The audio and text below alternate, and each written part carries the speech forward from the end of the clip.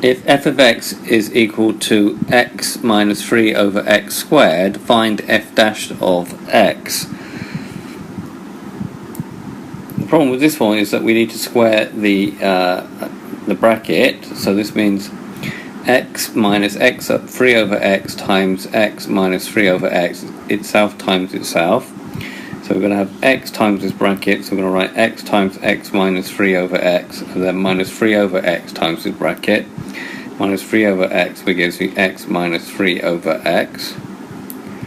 Then expanding the bracket, we get x times x, which is x squared, x times 3 over x, which gives you 3x over x. Make sure you write your fraction as 1 over the other. And then minus 3 over x times x gives you minus 3x over x.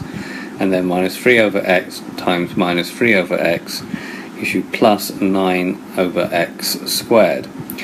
So these x's cancel, and so do these, and you're left with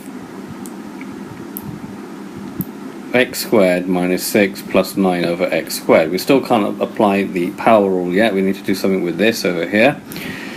And applying x to the minus n is 1 over x to the m, like backwards, so this will become 9x to the minus 2. We end up with that f of x is equal to x squared minus 6 plus 9x to the minus 2. Notice we haven't differentiated it yet. All we've done is we've prepared the function so that we can differentiate it using the power rule. So if f of x is equal to ax to the n, then f dash of x will bring the n down in front. We get a n x to the n minus 1, so reducing the power by 1. So we can now do this term by term. So f dash of x is equal to 2x. Now when we differentiate a constant, like minus 6, then we get 0, so we can just ignore it. Remembering that when we actually differentiate, we are actually finding gradient, so the gradient of a horizontal line is in fact 0.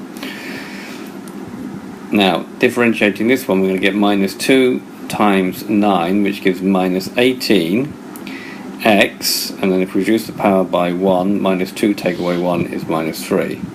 And now applying this rule here, we now get that this is 2x minus 18 over x cubed.